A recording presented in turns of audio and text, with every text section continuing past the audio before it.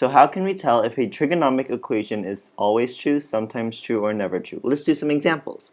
So sine pi plus x, that means instead of starting here, we would start here because it was minus because it's plus. So this would be like this for one cycle of a pi graph. And now let's look at negative sine x. So it would start here, but instead of going up, it would go down because it's negative. And it would go like this, and are they equal? Well, first let's extend the sine pi plus x graph. And as you can see, they're exactly the same. That means this here is always true. Because every point is the same in both graphs. Now let's do the second example. So sine x plus 1, that means instead of the midline being here, it would be here. So it would go like this. And cosine minus 1 means instead of starting here, it would start here.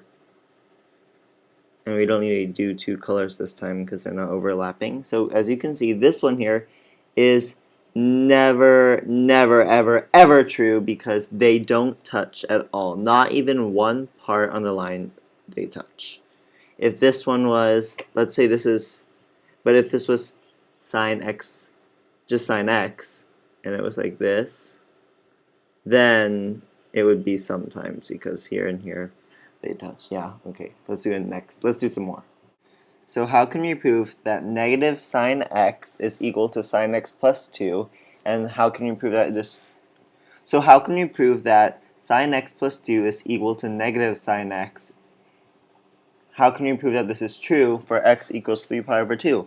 So first, I'll show you where 3 pi over 2 is. So pi here, this here is 3 pi over 2. That means on this line here, these two graphs should intersect. So let's draw negative sine x first. And then sine x plus 2. That means the starting line would be 1. It would be here. So it would be like this. And as we can see here it is. Ta-da! They intersect here. So that means this is a true statement because they do intersect on the graph. The relationship between the unit circle and the graph. So f of x equals sine x plus pi over 3. So what is x plus pi on a unit circle? Because we know on a graph it means that the graph is moved to the left, this value. So on a unit circle, this means that pi over 3 is added to the radian or the degree value that you are given, and it increases the angle of rotation. So basically this is the starting point. That means on the unit circle, let's say you get pi over 12, which would be 15 degrees here.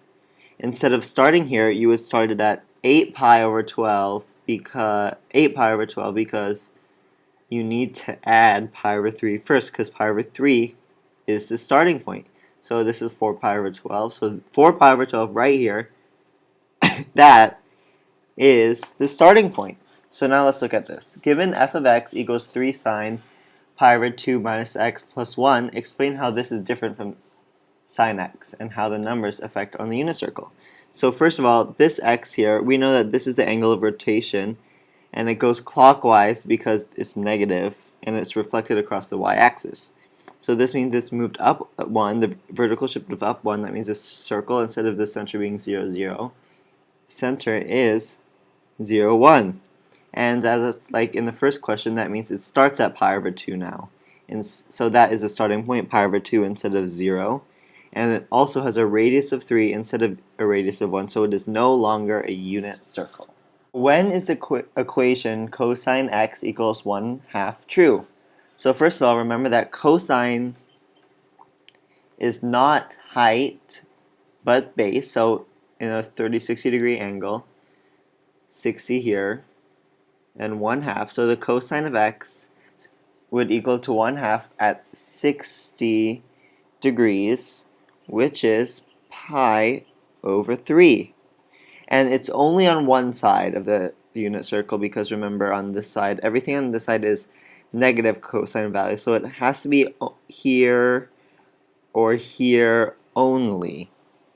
And to form an equation to state, because it can keep going around, like 60 plus 360 plus 360 plus 360, we would do pi over 3 plus 2 pi, because 2 pi is in a circle, and k, where k is an integer. So that is how you would prove it.